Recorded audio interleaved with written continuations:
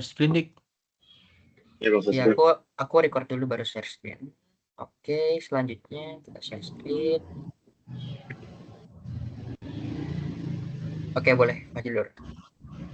Oke, bismillahirrahmanirrahim. Assalamualaikum warahmatullahi wabarakatuh. Perkenalkan, kami dari tim situ ingin memberikan hasil laporan rencana manajemen pengembangan proyek aplikasi SIM-Jari. Di tim situ ini kami beranggotakan 5 orang. Yang pertama ada Ketua Ide Kesodik, kemudian ada Melva, kemudian dengan saya sendiri Fazlun, kemudian ada dan kemudian terakhir ada Fauzan Mulai Warman. Next. Oke, di table of content kali ini yang pertama ada rencana manajemen lingkup proyek, yang kedua ada rencana manajemen jadwal proyek, rencana manajemen biaya proyek, kemudian ada rencana manajemen pemangku kepentingan proyek, kemudian ada rencana manajemen kualitas proyek, yang keenam ada rencana manajemen sumber daya manusia proyek, yang ketujuh ada rencana manajemen komunikasi proyek, yang kedelapan ada rencana manajemen risiko proyek, dan kemudian yang kesembilan ada rencana manajemen pengadaan proyek. Next. Oke, di sini saya akan menjelaskan rencana manajemen lingkup proyek dalam bentuk tabular. Yang pertama ada persiapan. Di persiapan ini kami mengidentifikasikan kebutuhan proyek, kemudian penentuan tim dan peran, dan kemudian yang terakhir pembuatan timeline proyek. Yang kedua ada pengumpulan data sekunder input untuk basic master. Nah, di pengumpulan data sekunder input untuk basic master ini kami mengidentifikasikan sumber data sekunder, kemudian pengumpulan data terkait sistem irigasi, dan kemudian validasi data dengan tim ahli. Kemudian yang ketiga, penyusunan konten dan struktur aplikasi. Kami mendesain struktur aplikasi, kemudian penyusunan konten awal aplikasi, dan yang terakhir penyesuaian konten berdasarkan data validasi. Dan yang keempat ada updating aplikasi data juru pengairan, yaitu kami memodifikasi fitur aplikasi berdasarkan masukan tim, kemudian pengintegrasian data juru pengairan, dan kemudian ada pengujian pembaruan aplikasi. Yang kelima, kami melakukan pemaparan dan uji coba aplikasi, yaitu presentasi pada stakeholder, ada pengujian fungsional aplikasi, dan yang terakhir ada dokumentasi hasil uji coba. Dan yang keenam, ada penyusunan user manual dan video, yaitu penyusunan panduan pengguna aplikasi, kemudian pembuatan video tutorial, dan kemudian ada validasi dan revisi panduan. Dan yang ketujuh, yang terakhir, sosialisasi dan pelatihan. Di sini untuk sosialisasi dan pelatihan, kami penyusunan materi pelatihan, pelaksanaan sosialisasi aplikasi, dan pelatihan pengguna akhir. Next. Kemudian pada rencana manajemen lingkup proyek yang di organisasi berdasarkan fase, ini berupa berikut adalah 3 WBS-nya.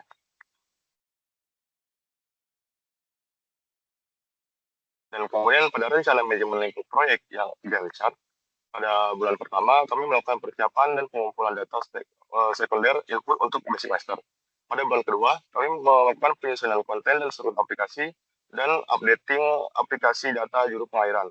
Pada minggu ketiga pula, kami melakukan updating aplikasi data juru pengairan, dan minggu keempat kami melakukan updating juga.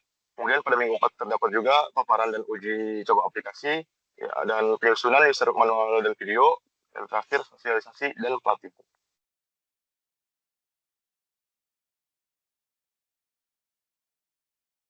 Oke, pada rencana manajemen jadwal proyek, yang pertama kami melakukan persiapan yang berdurasi 1 hari pada hari 1 dan hari kedua.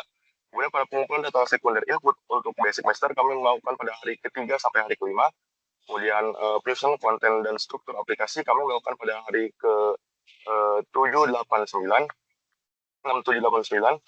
dan kemudian pada updating aplikasi data juru pengairan kami melakukan di hari ke-15. Kemudian ada pemaparan dan uji coba aplikasi, kami melakukannya di hari 15 sampai 16. Dan penyusunan user manual dan video kami lakukan di hari ke-17 dan 18. Dan terakhir, sosialisasi dan pelatihan kami melakukannya di hari ke-19 sampai ke hari 20.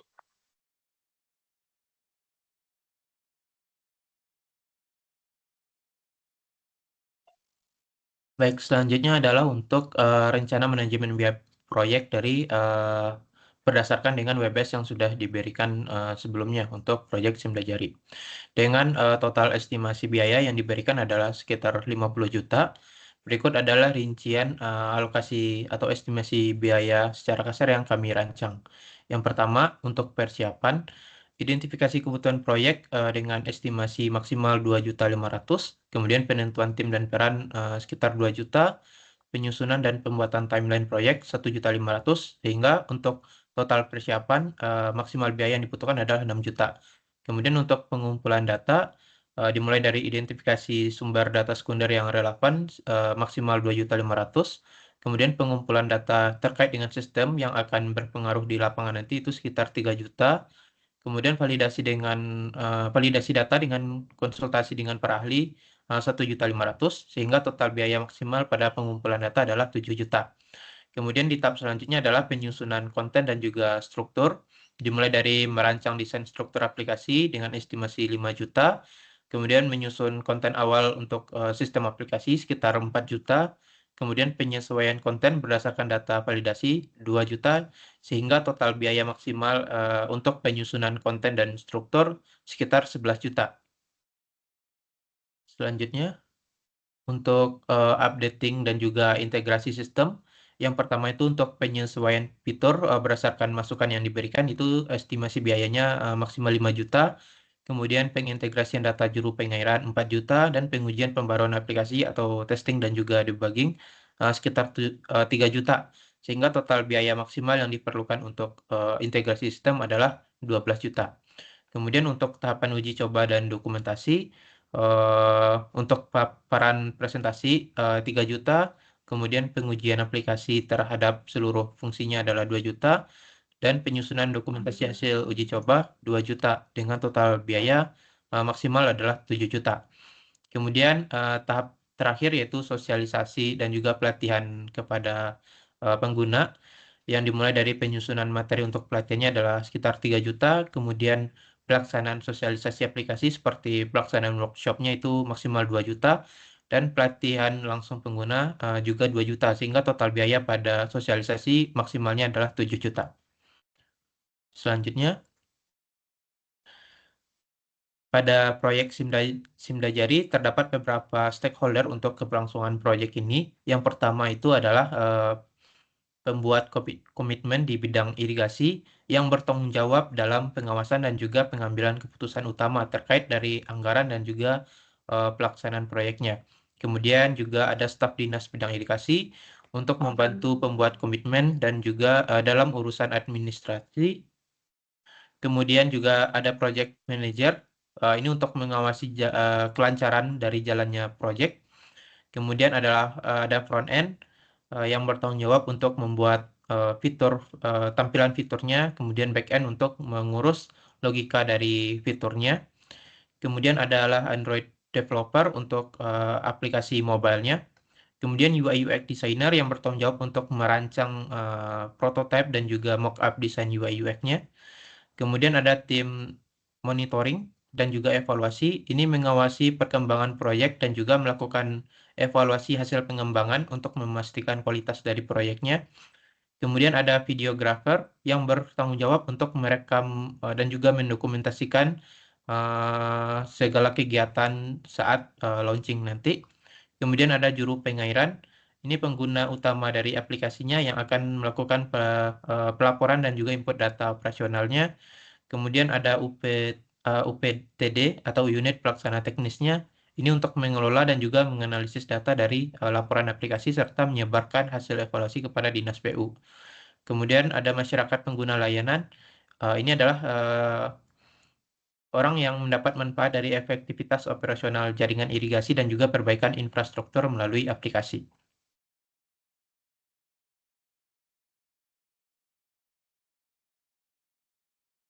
Oke, baik, selanjutnya ada rencana manajemen kualitas proyek yang dimana di sini menunjukkan komponen kualitas dan deskripsi dalam rencana manajemen kualitas proyek, yang dimana rencana manajemen kualitas proyek ini bertujuan untuk memastikan aplikasi Simdajari berfungsi dengan baik sesuai dengan kebutuhannya.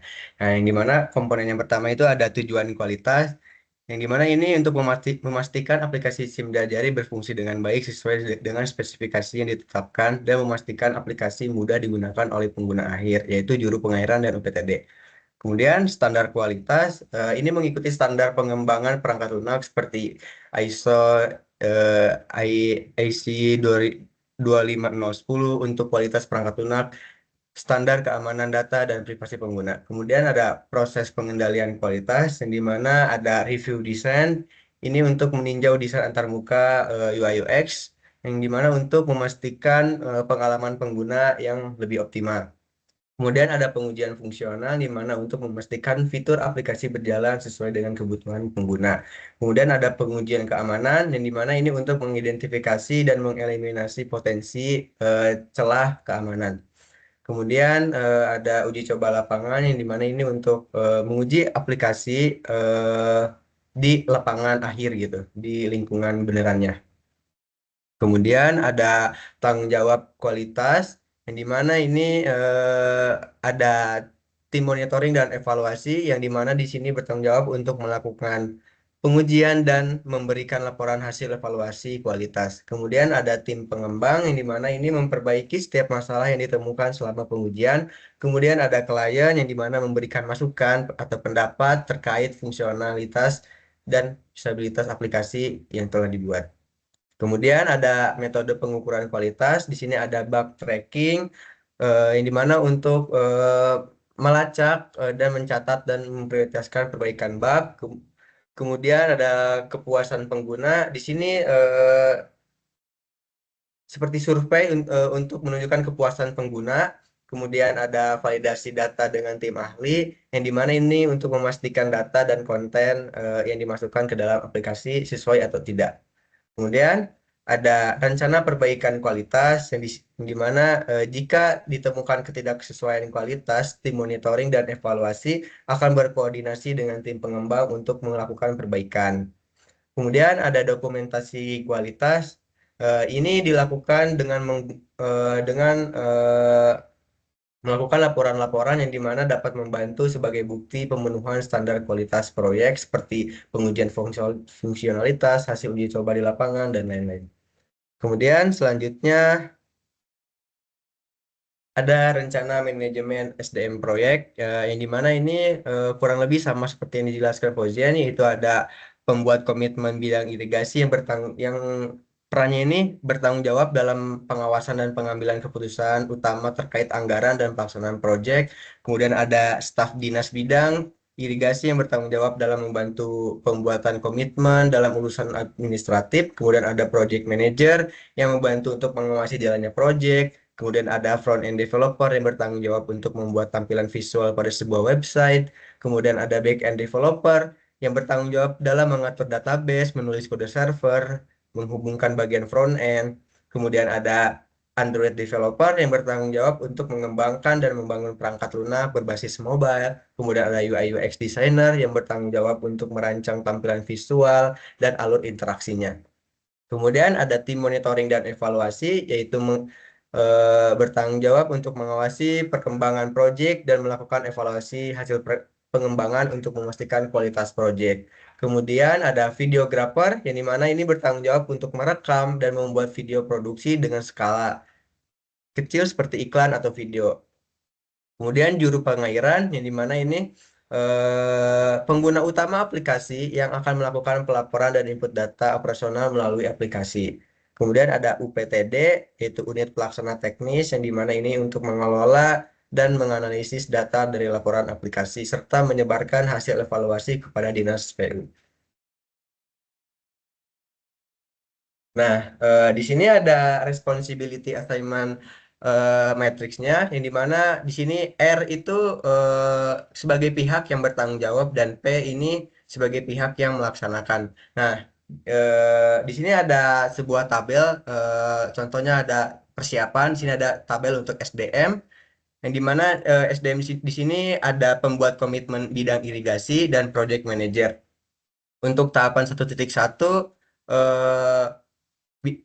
pembuat komitmen bidang irigasi menjadi pihak yang bertanggung jawab dan project manager menjadi melakukan keduanya. Kemudian di 1.2 kedua SDM tersebut melakukan keduanya. Kemudian pada 1.3 pembuat komitmen bidang irigasi menjadi pihak yang bertanggung jawab dalam melakukan persiapan dan project manager melakukan keduanya. Kemudian di sini ada pengumpulan data sekunder untuk basic master, yang di sini ada SDM-nya ada 3, yaitu project manager, UI UX designer, dan tim monitoring dan evaluasi. Nah, untuk 2.1-nya yang menjadi pihak yang bertanggung jawab itu ada project manager dan pihak yang melaksanakannya ada UI UX designer.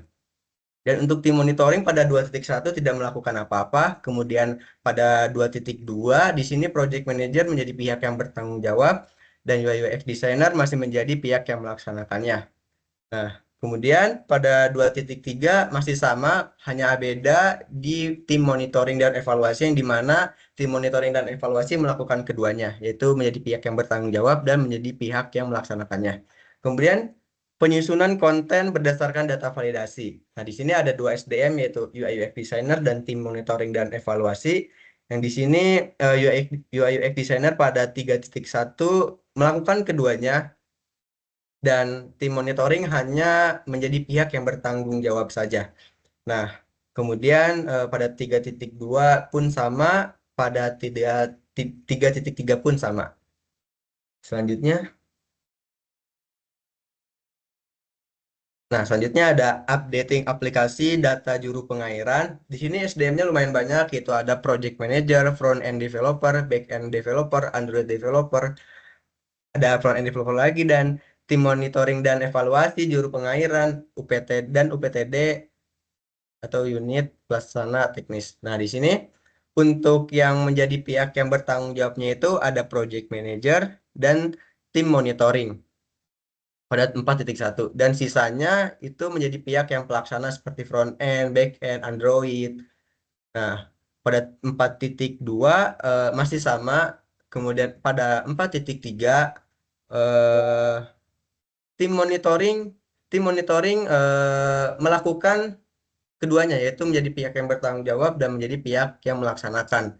Nah, untuk juru pengairan di sini menjadi pihak yang melaksanakan dan pada UPTD menjadi pihak yang melaksanakan juga. Kemudian ada paparan dan uji coba aplikasi. Di sini SDM-nya ada 4, yaitu pembuat komitmen bidang irigasi, tim monitoring dan evaluasi, juru pengairan, dan UPTD. Nah, di sini pada 5.1 hanya pembuat komitmen saja yang melaksanakan dan bertanggung jawab. Kemudian pada 5.2 pembuat komitmen bidang irigasi tidak melakukan apa-apa. Namun pada tim monitoring dan evaluasi dia melakukan keduanya. Untuk juru pengairan dia menjadi pihak yang melaksanakan dan UPTD menjadi pihak yang melaksanakan. Kemudian pada 5.3 pembuat komitmen tidak melakukan apa-apa, juru pengairan juga dan UPTD pun tidak melakukan apa-apa, tapi pada tim monitoring dan evaluasi dia menjadi pihak yang melaksanakan dan bertanggung jawab. Selanjutnya, ada penyusunan user manual dan video. Nah, di sini ada 3 SDM, yaitu project manager, staf dinas bidang irigasi, dan videographer. Nah, yang di sini pada 6.1 yang menjadi pihak yang bertanggung jawab ada project manager, dan yang menjadi pihak pelaksana itu ada staf dinas bidang irigasi. Kemudian pada 6.2 project manager tidak melakukan apa-apa, staf dinas bidang irigasi tidak melakukan apa-apa, namun pada videographer dia melakukan keduanya, yaitu menjadi pihak yang bertanggung jawab dan menjadi pihak yang melaksanakan. Nah, untuk 6.3 project manager menjadi pihak yang bertanggung jawab dan staf dinas bidang irigasi dan videographer menjadi pihak yang melaksanakannya. Kemudian yang terakhir ada sosialisasi dan pelatihan. Nah, di sini ada pembuat komitmen bidang irigasi dan staf dinas bidang irigasi untuk SDM-nya. Dan yang menjadi pihak yang bertanggung jawab di sini yaitu pembuat komitmen bidang irigasi dan yang menjadi pihak pelaksananya ada staf dinas bidang irigasinya. Dan untuk 7.2 dan untuk 7.3 masih sama, yaitu pembuat komitmen bidang irigasi sebagai yang pihak bertanggung jawabnya dan staf dinas menjadi pihak melaksanakannya. Selanjutnya akan dijelaskan. Baik, yang selanjutnya saya akan menjelaskan terkait rencana manajemen komunikasi proyek, khususnya untuk kebutuhan komunikasi dengan stakeholder. Di sini kami membagi ke dalam tabel seperti yang pertama ada pemangku kepentingan dan kebutuhan komunikasinya. Di sini yang pertama ada pembuat komitmen yang biasanya ada di pemerintahan atau pejabat pembuat komitmen yang nantinya akan mengkomunikasikan terkait laporan status proyek, risiko, dan anggarannya. Kemudian ada staf dinas yang nantinya akan melaporkan terkait administrasi kebijakan dan bagaimana status implementasinya. Kemudian ada project manager yang akan mengatur proyeknya, yang nanti akan mengkomunikasikan terkait jadwal, risiko, dan progres pekerjaan dari tim. Kemudian ada developer, yakni front end, back end, dan Android developer, yang nantinya akan mengkomunikasikan terkait teknisnya, bagaimana implementasi desain, book tracking, dan progres harian. Kemudian ada UI UX designer yang nantinya akan memberikan atau mengkomunikasikan terkait umpan balik desain, kemudian implementasi desain, dan tugas-tugas dari desain. Kemudian ada tim monitoring dan evaluasi yang nantinya akan mengkomunikasikan hasil evaluasi dari evaluasi dan masukan dari hasil monitoring mereka. Kemudian ada masyarakat yang tentunya menggunakan layanan ini yang nantinya akan dikomunikasikan terkait informasi bagaimana aplikasinya, kemudian memberikan feedback-nya atau sarannya seperti itu. Yang selanjutnya ada rencana manajemen komunikasi proyek berdasarkan informasi yang disampaikan. Di sini ada jenis informasi, kemudian format, detail, dan level, kemudian dari siapa dan diterima oleh siapa. Yang pertama ada laporan progres dari proyek itu sendiri. Bentuknya dalam bentuk dokumen, bisa PDF atau spreadsheet, yang nantinya berisi detail dari milestone atau capaian, kemudian kendalanya. Nah, ini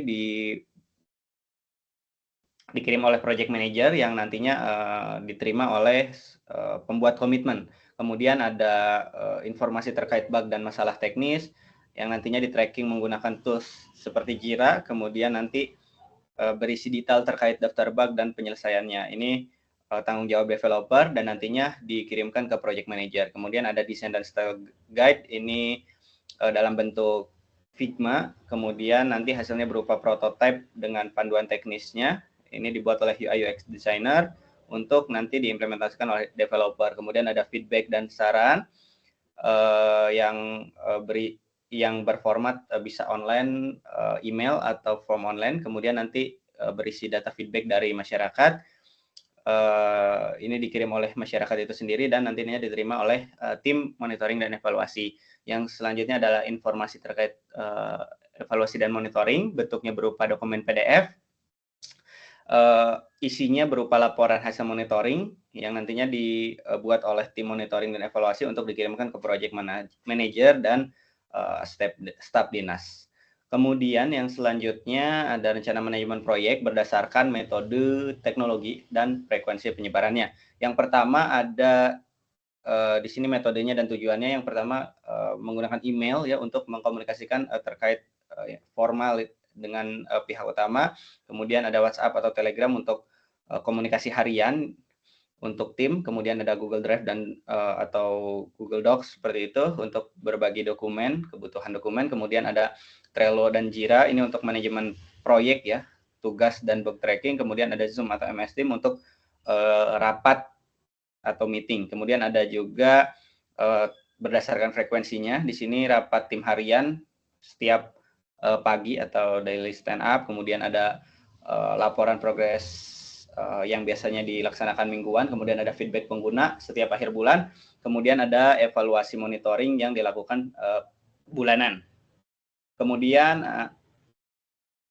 ini rencana manajemen komunikasi proyek kami, di mana nanti kita membuat prosedur untuk penyelesaian masalah jika ditemukan kendala atau masalah dalam komunikasi proyek. Prosedurnya seperti ini, seperti berikut. Yang pertama, mengidentifikasi akar masalahnya, keterlambatan, dan lain sebagainya. Kemudian melakukan penjadwalan untuk pertemuan cepat dengan stakeholder, kemudian melakukan penugasan kepada pihak yang bertanggung jawab menyelesaikan masalah, kemudian mendokumentasikan hasil penyelesaiannya untuk referensi di masa depan. Kemudian ada prosedur untuk revisi ya, update komunikasi dan manajemen planning.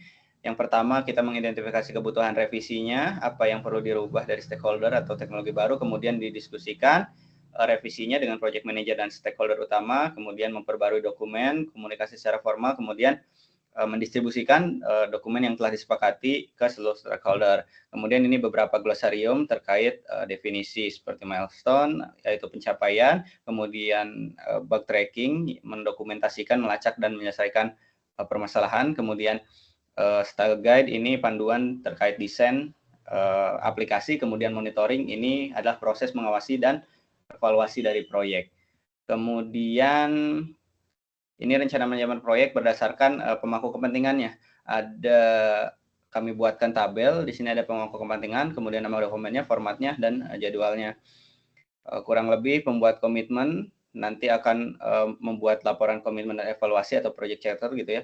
Kemudian dalam bentuk Word seperti itu. Jadwalnya di hari kedua, kemudian ada staf dinas yang nantinya akan membuat dokumen administrasi dan kebijakannya, dan PDF di hari kedua, kemudian ada project manager yang membuat dokumen rencana proyek, plan gitu ya, software requirement dan lain sebagainya dalam bentuk dokumen Word atau PDF. Kemudian di hari kedua, kemudian ada UPTD yang pelaksana teknis yang membuat rencana operasional.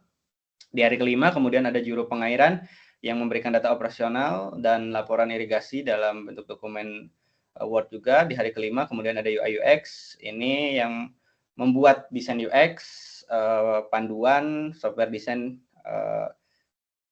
dalam bentuk Figma di hari ke-9. Kemudian ada front end developer yang akan mengimplementasikan ya prototipe antarmuka pengguna.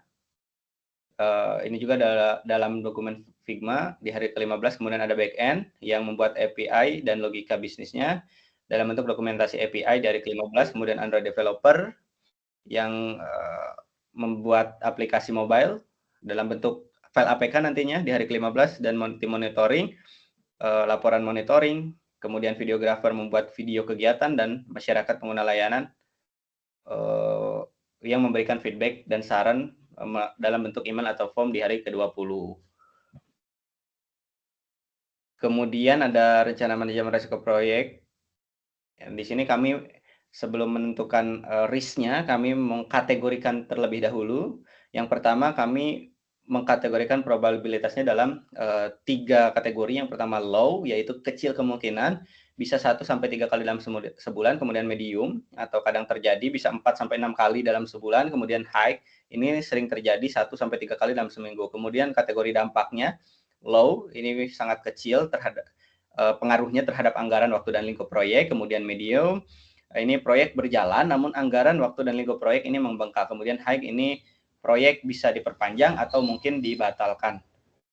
Nah, dari hal tersebut kami membuat beberapa rencana manajemen risiko proyek dan berikut daftar risikonya. Yang pertama ada kami buatkan dalam bentuk kode risiko, daftar risiko, dan tahap SDLC-nya. Yang pertama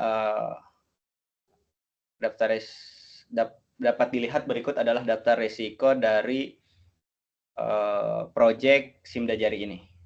Ada 20 daftar risiko yang sudah kami buat.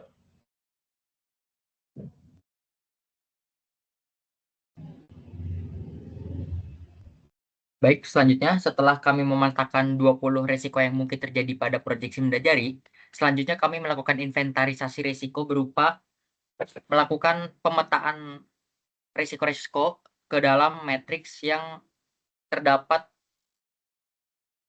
variabel berupa probability dan impact. Dan dari variabel yang telah kami tentukan, kami telah menemukan 10 risiko yang mungkin saja dapat berdampak besar kepada proyek Simda Jari. Salah 10-nya yaitu ada risiko 20, 12, 11, 16, 5, 10, 8, 18, 1, 7, 5, 15, dan 16.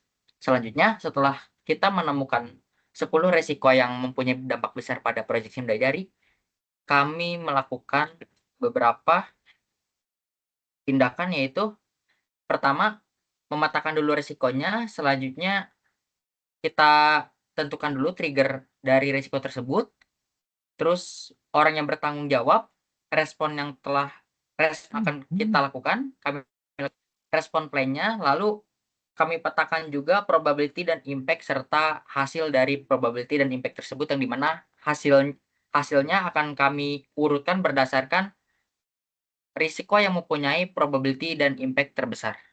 Dimulai dari risiko yang ke-20, di mana pengoptimalan data manajemen dan sistem itu akan berisiko jika kurang dioptimalkan, sehingga kita harus mengimplementasikan sistem enkripsi dan kebijakan keamanan data secara ketat. Selanjutnya ada risiko di mana pejabat tidak bertanggung jawab, di mana sebagai respon plan-nya, kita harus menghindari itu dengan memastikan audit keuangan independen dan adanya transparansi anggaran. Selanjutnya, ada risiko 18, di mana sistem eksternal tidak kompatibel.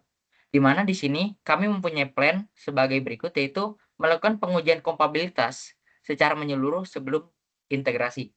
Selanjutnya ada risiko nomor 10, di mana stakeholder tiba-tiba mengubah kebutuhan, di mana kita harus menetapkan proses manajemen perubahan dengan persetujuan formal dengan stakeholder. Selanjutnya, pada risiko nomor 8, ada programmer yang tiba-tiba juga keluar mendadak, di mana rencana yang akan kami lakukan untuk merespon hal tersebut adalah membuat dokumentasi lengkap dan rencana backup resource untuk menggantikan peran programmer. Selanjutnya, di risiko nomor 1 ada testing kurang kompresif, di mana rencana kami adalah menambahkan fase pengujian keamanan tambahan sebelum rilis. Selanjutnya ada risiko nomor 7, di mana infrastruktur deployment tidak siap, di mana kami berencana untuk membuat rencana cadangan teknis dan melakukan dry run sebelum deployment. Selanjutnya ada risiko nomor 5, di mana jika desain terlalu kompleks, kita akan melibatkan desainer dalam proses implementasi untuk memberikan panduan. Selanjutnya ada risiko nomor 15, di mana triggernya itu komunikasi antar tim dan stakeholder kurang, yang akan kami tangani dengan mengadakan workshop untuk menyelaraskan visi dan ekspektasi antara tim. Selanjutnya, ada risiko nomor 16, yaitu user menambahkan kebutuhan, di mana respon plan kita adalah melakukan negosiasi ulang terkait timeline dan proyek. Dan dari 10 risiko itu, kami telah menentukan probability dan impact sehingga mendapatkan beberapa jumlah yang bisa kami urutkan dari rank 1 sampai rank 10. Baik, selanjutnya, pada suatu proyek membutuhkan adanya pengadaan proyek yang bertujuan untuk mengelola semua aspek pengadaan barang dan jasa yang dibutuhkan dalam proyek dan mengatur proses sengketa pengadaan jika terdapat sengketa antar stakeholder. Pengadaan barang dan jasa dilakukan untuk memenuhi kebutuhan perangkat keras, perangkat lunak, sumber daya manusia, serta jasa lain seperti konsultasi dan pelatihan. Di sini, kami telah memetakan kebutuhan-kebutuhan dari para stakeholder yang terlibat pada proyek Simdajari. Dimulai dari UI UX designer yang memiliki kebutuhan seperti Figma Premium yang dapat kita peroleh dengan cara membeli lisensi yang akan diserahkan kepada project manager sebagai penanggung jawab, di mana project manager akan menggelontorkan dana sebesar 500.000, di mana tipe kontrak yang dibuat adalah fixed price contracts. Selanjutnya ada backend developer yang memiliki kebutuhan berupa domain dan hosting, di mana kami memperoleh hal tersebut dengan cara membeli domain dan menyewa hosting yang akan membutuhkan biaya sebesar 1.300.000 dengan tipe kontrak fixed price contracts. Selanjutnya ada videographer yang membutuhkan sewa kamera dan alat videografi serta perangkat editing lainnya. Dan kami akan memperoleh hal tersebut dengan cara menyewa alat dan membeli lisensi, di mana project manager sendiri akan menggelontorkan dana sebesar 2 juta, yang dimana kebutuhan tersebut memiliki tipe kontrak post reimbursable contracts dan fixed price contracts. Dan selanjutnya, tim monitoring dan evaluasi juga membutuhkan tools testing seperti Postman Pro, di mana cara memperolehnya adalah membeli lisensi dan penanggung jawab, yaitu project manager akan menggelontorkan dana sebesar 800.000 rupiah.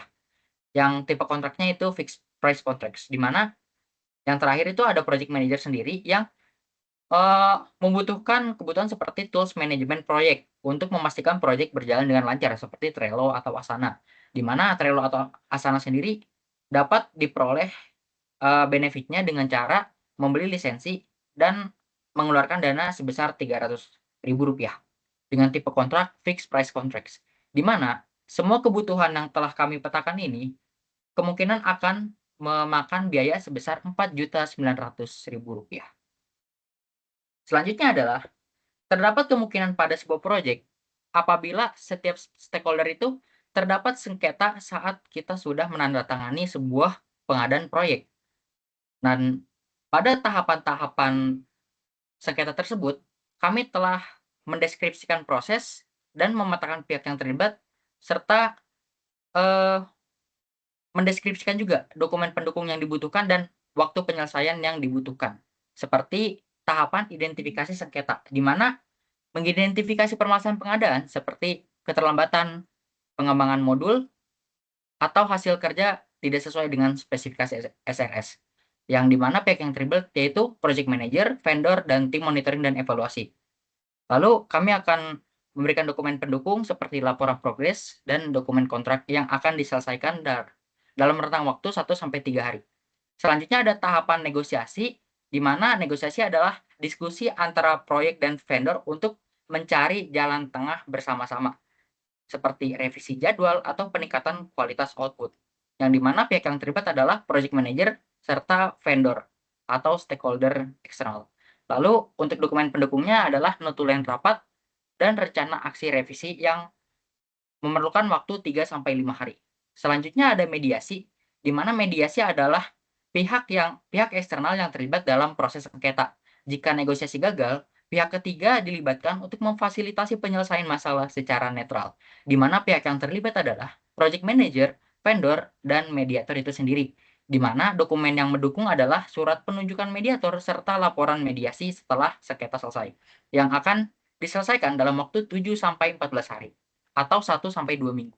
Selanjutnya adalah tahapan arbitrase, di mana arbitrase sendiri membutuhkan arbitrator independen yang memberikan keputusan mengikat terkait sengketa yang terjadi, seperti pembayaran ganti rugi atau penyelesaian pekerjaan, di mana pihak yang terlibat yaitu project manager, vendor, dan arbitrator, dan membutuhkan dokumen pendukung seperti klausul arbitrase dan bukti sengketa yang memerlukan waktu penyelesaian 14-21 hari.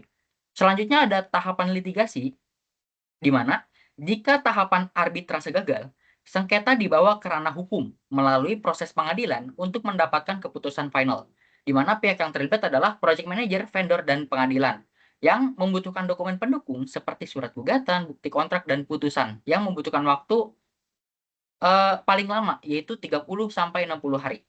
Selanjutnya adalah penyelesaian sengketa, di mana eksekusi solusi berdasarkan hasil negosiasi, mediasi, arbitrase, atau putusan pengadilan itu bisa juga diselesaikan dengan solusi berupa penyelesaian fitur, berupa hanya penyelesaian fitur dan atau perbaikan hasil kerja gitu.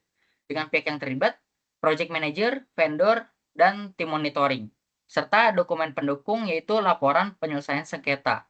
Karena untuk yang tahapan terakhir ini lebih banyak ditemukan pada sengketa internal yang bisa diselesaikan dalam waktu 7-14 hari setelah keputusan. Sekian laporan dari manajemen proyek aplikasi SIMDA Jari dari tim situ. Kurang lebihnya mohon maaf. Assalamualaikum warahmatullahi wabarakatuh.